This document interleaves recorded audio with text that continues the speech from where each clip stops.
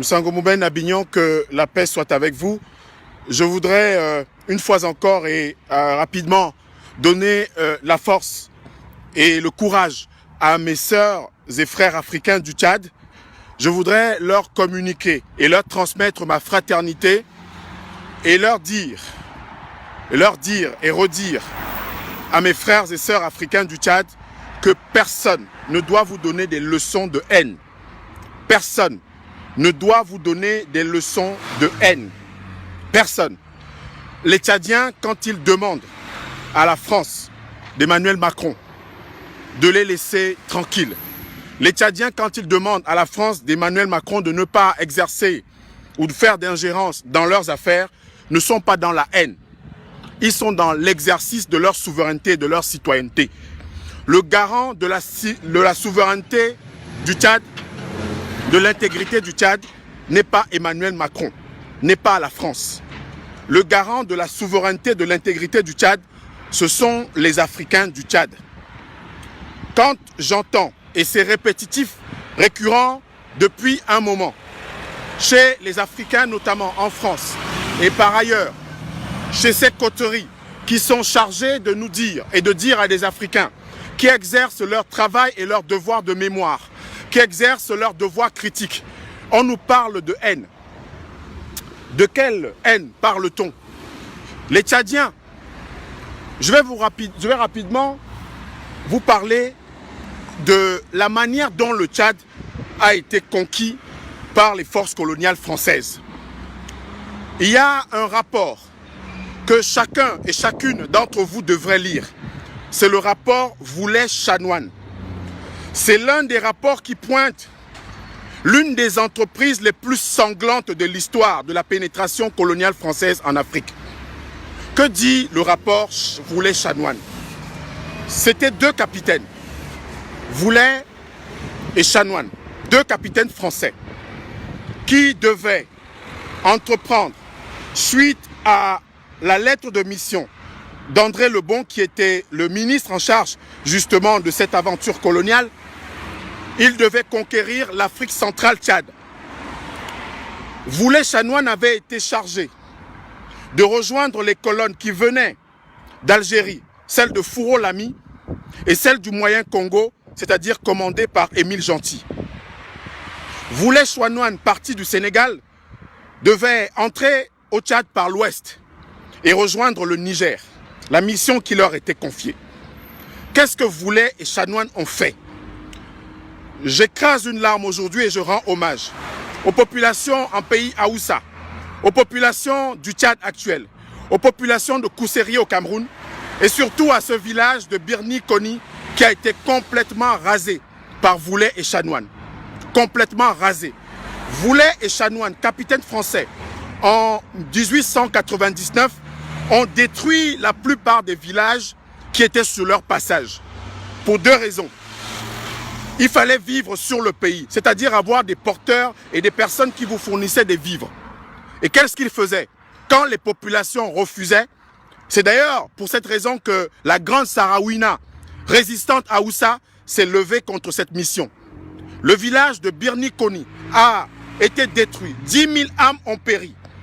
Je le dis pas par mythologie, je le dis pas par légende, je le dis sur la base de rapports historiques, de rapports militaires français, de rapports coloniaux français. Le colonel Club ayant été envoyé après moult massacres, presque un génocide commis par Voulet et Chanoine, le colonel Club est arrivé sur place et il a constaté que 5000 fillettes africaines noires avaient été pendues dans les arbres par Voulet et Chanoine. 5000 filles africaines pendues par Voulet et Chanoine. Alors je me pose la question, je me pose toujours la question, comment ose-t-il, comment en France, où en 1431, la pucelle d'Orléans est décédée, elle est morte, parce qu'elle luttait contre la pénétration anglaise en France. Et on la célèbre aujourd'hui, la pucelle d'Orléans.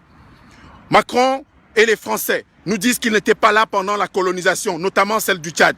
Mais ils célèbrent Jeanne d'Arc, ils célèbrent Napoléon, ils célèbrent De Gaulle, ils célèbrent Club, ils célèbrent Voulet et Chanoine. Ils n'étaient pas là. à moins de croire en la réincarnation. Les Africains n'ont aucune leçon de haine à recevoir de quiconque.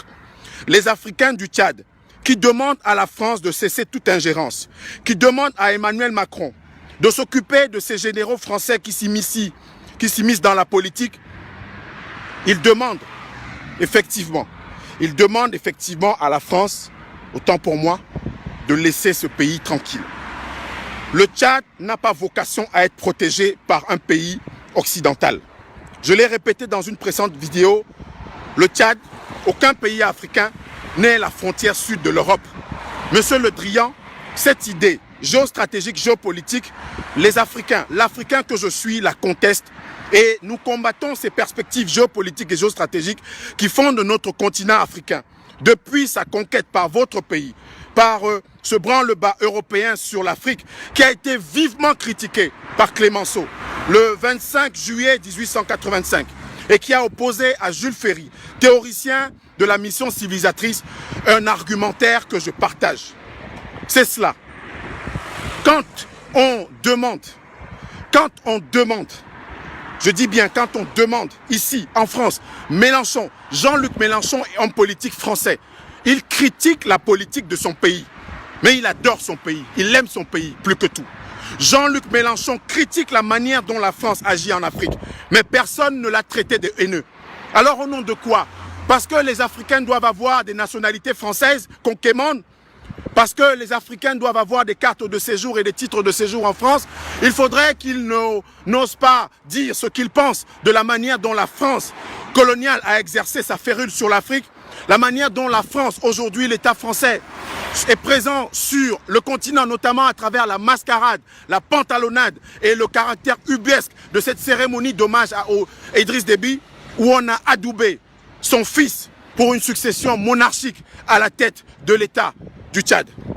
Une succession monarchique qui a été littéralement adoubée par les présidents de toute la région Afrique centrale et où l'Union africaine, contrairement à une tradition qu'elle a adoptée depuis ces dernières années, n'ose pas de manière claire condamner ce qui s'est passé en N'Djamena et d'exclure le Tchad des instances de l'Union africaine.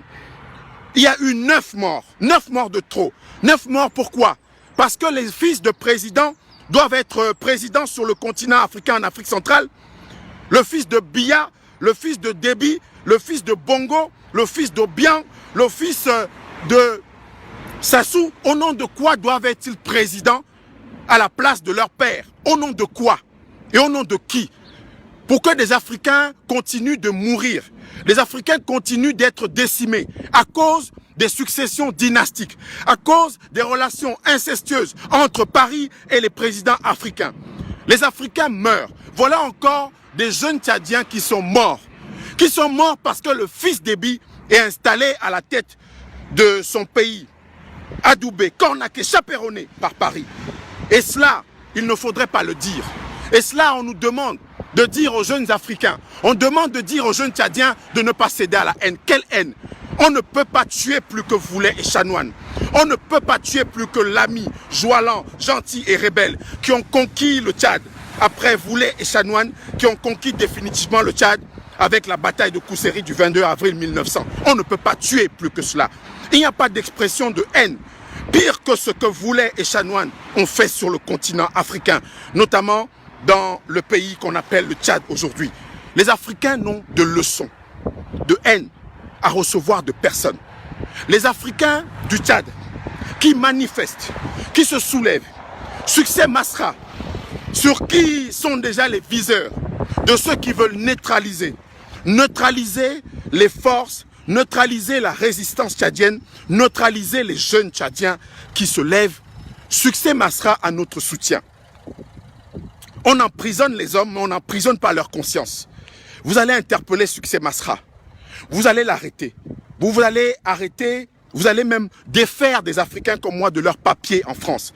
Vous allez leur retirer peut-être leur nationalité pour ceux qui l'ont, parce que moi je n'ai pas cette nationalité-là. Peut-être que vous allez me retirer mon titre de séjour ou mes papiers. Mais je dis, et je répète encore ce matin, que nous avons le droit, les Africains ont le droit, le plein droit de dire non à l'ingérence française sur le continent africain. Le Tchad n'est pas un territoire français.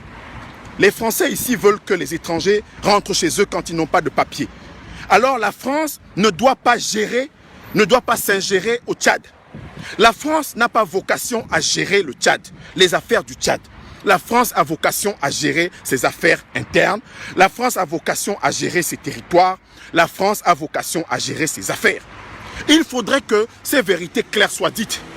Quand les Africains, nous, les Africains, on se bat, on parle de questions qui concernent notre continent. On parle de restitution à l'Afrique de sa mémoire, de son âme à travers ces objets rituels qui ont été pillés. On nous dit, oui, il y a mieux à faire, il y a des choses beaucoup plus importantes. La Corée du Sud est une puissance mondiale. La Chine, c'est la première puissance mondiale aujourd'hui en parité de pouvoir d'achat. Première puissance économique. Mais la Chine réclame ces objets spoliés par les Anglais, par les Français, durant la période coloniale. Alors, ne nous demandez pas à nous, Africains, de nous occuper d'investir au pays, de nous occuper simplement d'être des anciens SDF en France qui vont être des industriels dans leur pays. Non, nous allons nous battre ici en France, sur le territoire français, dans le respect des lois républicaines, de manière pacifique, pour que la mémoire des populations de Birni-Koni, 10 000 âmes qui ont été tuées, massacrées par les Français, que cette population-là, que la mémoire et l'âme de ces populations soient honorées. Nous allons nous battre pour que chaque Africain tombé sous les balles de cette entreprise coloniale soit honoré. Nous allons nous battre sur le continent africain, partout dans le monde, mais aussi, surtout ici, en France, où nous avons le droit comme chacun, où nous avons le droit comme Mélenchon, comme Clémenceau, comme tous les anticolonialistes, de critiquer et de condamner ce que leur pays fait de mal. Vous voulez nous enjoindre à célébrer la France. Vous voulez nous enjoindre à dire que c'est beau, c'est magnifique, qu'on a trouvé le bonheur et le réconfort en France. Vous voulez nous enjoindre à dire que oui, quand on vient en France, eh bien, on est sur un Éden ou un paradis terrestre. Si la France fait bien, si la France est belle par ses paysages, par le génie de ses populations ou de ses hommes, eh bien, il n'y a pas de problème à ça. 1000 fois, nous le célébrons. Mais si la France a commis des massacres, des génocides, des guerres, si la France s'ingère sur des territoires, dans des affaires qui ne la concernent pas, eh bien, nous le dirons. Aucun papier, aucune gratification, aucun avantage, à titre personnel en France, ne me feront taire sur des questions aussi essentielles, sur des questions aussi fondamentales.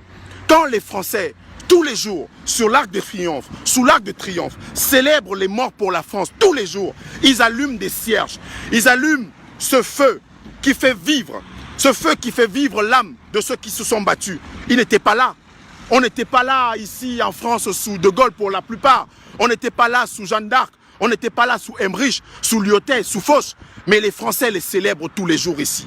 Alors au nom de quoi vous demandez à des jeunes Tchadiens d'oublier le passé, d'oublier cette période coloniale triste, cette période coloniale sombre, de massacres, pour s'occuper de quoi? Se préoccuper d'avenir?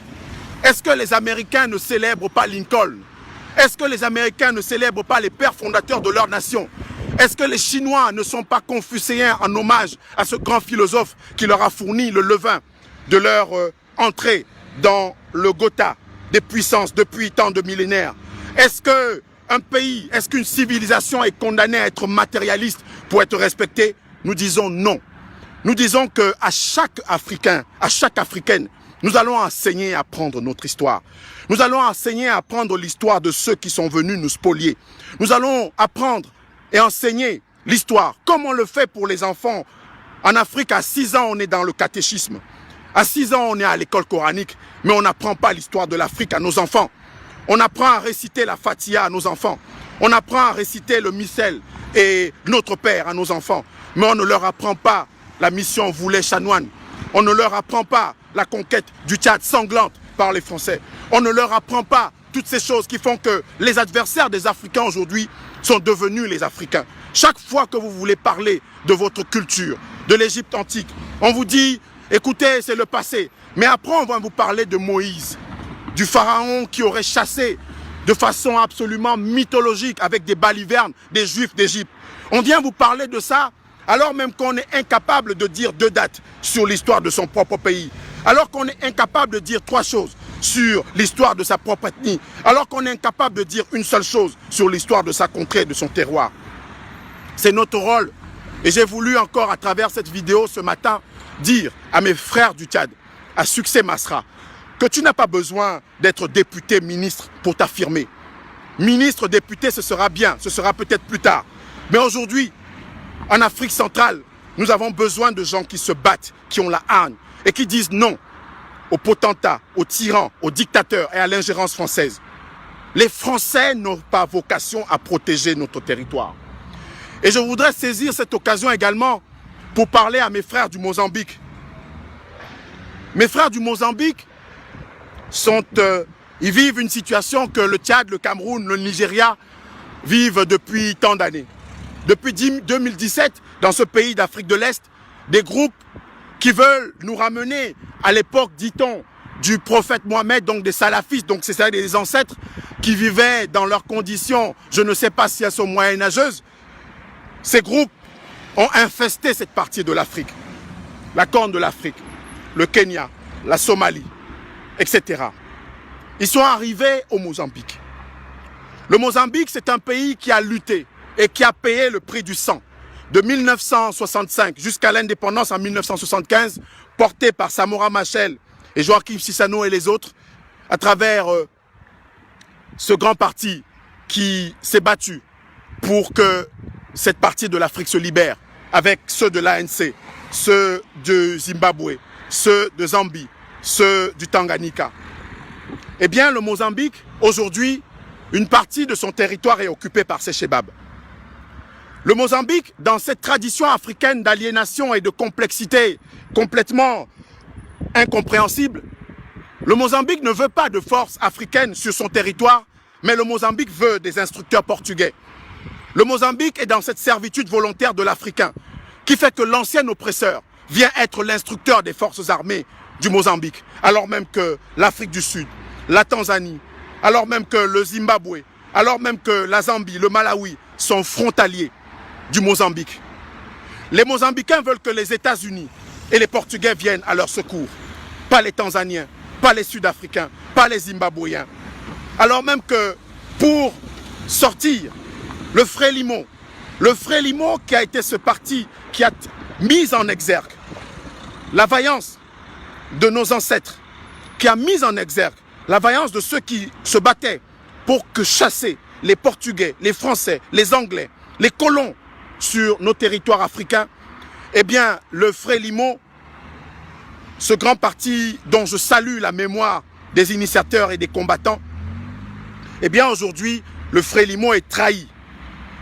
Le Frélimo est trahi par ceux qui préfèrent que le colonisateur portugais, aujourd'hui avec ses avatars, vienne instruire les forces du Mozambique, alors même que l'Afrique avait décidé en 2004 de mettre en place une force africaine en attente. En 2014, les Africains ont installé, tout au moins sous les caméras de la CRTV, une base logistique à Bonanjo, à Bonapriso, à Douala. Et alors, on se demande, quel est donc ce continent? Quel est donc ce continent où les enfants du continent n'ont pas le droit, n'ont pas la capacité, n'ont pas la présence d'esprit de se mettre ensemble pour se défendre? Où ce continent, où des Africains disent aux Africains, comme hier, vous savez, mes chers amis, mes chers frères et sœurs, ceux qui ont aidé Voulet et Chanoine, ceux qui ont aidé le lieutenant Joalan, ceux qui ont aidé le commandant Rémi Gentil, ceux qui ont aidé Rémi Robel à conquérir le Tchad, ce sont des Africains. Ce qu'on appelait les Soudanais, ce qu'on appelait les tirailleurs sénégalais, qui étaient, ou les Spahis du Maroc. Ce sont des Africains. Ce sont des Africains qui ont aidé la France, le Portugal, l'Espagne, l'Angleterre à conquérir l'Afrique. Ce sont des Africains qui ont aidé ces puissances à massacrer leurs frères et sœurs sur le continent africain. Ce sont des Africains qui ont été, à travers ce que Mongin a baptisé la force noire, qui ont été enrôlés comme tirailleurs sénégalais. Et ce sont ces mêmes Africains que De Gaulle a laissés aux portes de Paris quand il fallait célébrer les forces qui ont libéré la France. Alors même qu'en 1940, il est venu au Cameroun. En août 40, c'est Leclerc qui l'a précédé pour allier l'Afrique centrale à la cause de De Gaulle, qui avait lancé en juin 40, quelque temps avant, qui avait lancé cela, qui avait lancé un appel. C'est au Cameroun que De Gaulle a eu ses premiers soutiens et son premier argent. C'est au Cameroun, chez nous, chez moi, chez vous, pour ceux qui sont de ce pays d'Afrique, c'est au Cameroun qu'ils ont eu le bonheur même de trouver les premières troupes. Mais les Camerounais qui sont arrivés aux portes de Paris ont été virés des troupes. On a appelé ça le blanchiment des troupes. Alors le dire n'est la haine envers personne. Le dire n'est la revanche envers personne. Le dire, ce n'est le racialisme envers personne. Il faut que les Africains de France, ceux en tout cas qui prennent conscience, cessent de dire à leurs frères que vous êtes des pleurnichards, vous êtes des revanchards ou des haineux. Nous les Africains de France, nous les Africains de la 6e région, on n'a aucune leçon de haine à recevoir de personne. Parce que aucun Africain n'a massacré aucun Français. Aucun Africain n'a massacré aucun Anglais. Aucun Africain n'a massacré aucun Espagnol. Aucun Africain n'a massacré aucun Portugais. Mais l'inverse n'est pas vrai. Les Africains ont été massacrés par les Portugais, par les Français, par les Espagnols, par les Anglais. C'est la réalité historique. Et le dire, c'est n'être haineux envers personne. Le dire, c'est n'être haineux envers aucune puissance. Le dire, c'est comme les Français, pays d'histoire, pays de Marc Ferraud, dont je salue la mémoire, qui a écrit le livre noir du colonialisme, entre autres. Eh bien, les Français, comme les Africains, ont le droit d'exercer de façon critique leur regard sur l'histoire de leur pays. Quand on dit que la France a été un État esclavagiste, un État raciste, un État colonialiste, ce n'est pas parce qu'on insulte la France, c'est la réalité historique. C'est basé sur le droit. Ils disent ici en France qu'on a un État de droit. Le Code noir, c'était le droit français. Le Code noir instaurait l'esclavage comme loi nationale. C'est-à-dire que l'État devient un État esclavagiste. Les premières colonies, les premiers champs d'exploitation des esclaves ont été installés par Richelieu, qui était Premier ministre, donc une sorte de vizir de roi, donc de Louis XIII en France en 1629. Et en 1685, le Code noir a été édicté par Louis XIV. C'était une loi. C'était une loi de la monarchie française. C'était une loi de l'État français. Le Code noir n'était pas une sorte de législation personnelle, n'était pas une sorte de loi privée. Le Code noir était une loi de l'État français. Donc un État qui a le Code noir pour administrer les esclaves était un État esclavagiste. Un État qui a instauré la police des Noirs pour faire de la discrimination était un État raciste. Un État qui a massacré en Afrique. Tout à l'heure, en exorde, dans les premiers mots de cette vidéo en direct, je vous ai parlé de la mission Voulet-Chanoine. Je vous invite à chacune, j'invite chacune et chacun d'entre vous à lire. Vous connaissez le Coran par cœur, vous connaissez la Bible par cœur. Chaque fois que je parle avec mes frères et sœurs, ils me citent en arabe, en latin, en grec ou en hébreu, des versets du Coran, de la Bible. Je veux et je souhaiterais que nous, Africains, nous puissions citer nos dates d'histoire de la même manière que nous citons les versets du Coran. Je souhaiterais et je me battrais pour ça, que les Africains puissent parler de la mission Voulet-Chanoine comme ils parlent des Hébreux, de Lazare, de Matthieu ou de Jésus. C'est notre travail, c'est notre rôle.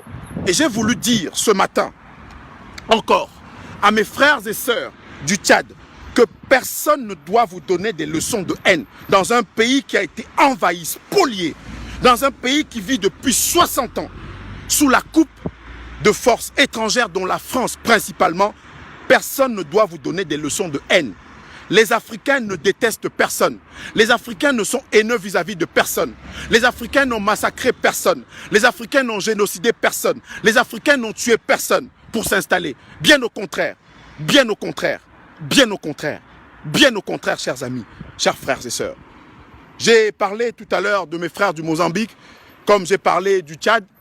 Et j'invite mon frère Abdelkarim Yacoub Kondogoumi et les autres à maintenir la pression, à rester soudés, à ne pas être divisés sous ces balivernes de Tchadiens du Nord ou de Tchadiens du Sud, à ces balivernes qu'on nous ramène au Cameroun avec les nordistes, le Grand Nord et le Grand Sud, des conneries et des balivernes, des bêtises qui maintiennent le Cameroun et les pays d'Afrique sous la coupe de tribalistes et de régionalistes qui font que demain, ce sera le fils de Biya qu'on nous présentera comme ça, comme une sorte de sauveur d'une nation prétendument en péril, alors même qu'on a forgé, on a posé les fondations d'une nation dans ce pays où Oumniobé disait au Congrès des Écarts en 1952, oui, nous ne sommes pas des détribalisateurs, contrairement à ce qui est répandu. Nous sommes, oui, pour la valorisation des cultures et des tribus et de la tribalité, parce que c'est le fondement même de notre renaissance culturelle. Mais nous sommes contre l'usage de la tribu dans l'espace politique. Nous sommes contre la tribalisation des partis politiques. C'est ce que disait Oumniobé dans notre pays d'Afrique, le Cameroun. C'est ce que disait Oumniobé quand il est allé en 1946 avec Modibo Keïta pour fonder le Rassemblement démocratique africain. Oui, en 1946, les Camerounais et tous les autres Africains parlaient Afrique.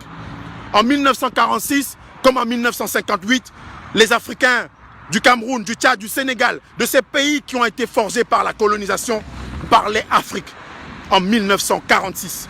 Donc nous sommes en 2021, nous n'allons pas faire moins que nos ancêtres, nous n'allons pas faire moins que nos aînés et ceux qui nous ont précédés, nous allons faire encore plus en nous inspirant d'eux, en saluant leur mémoire. Moussango Mouben Abignon, que la paix soit avec chacune et chacun d'entre nous, que la force soit avec chacune et chacun des frères africains du Tchad.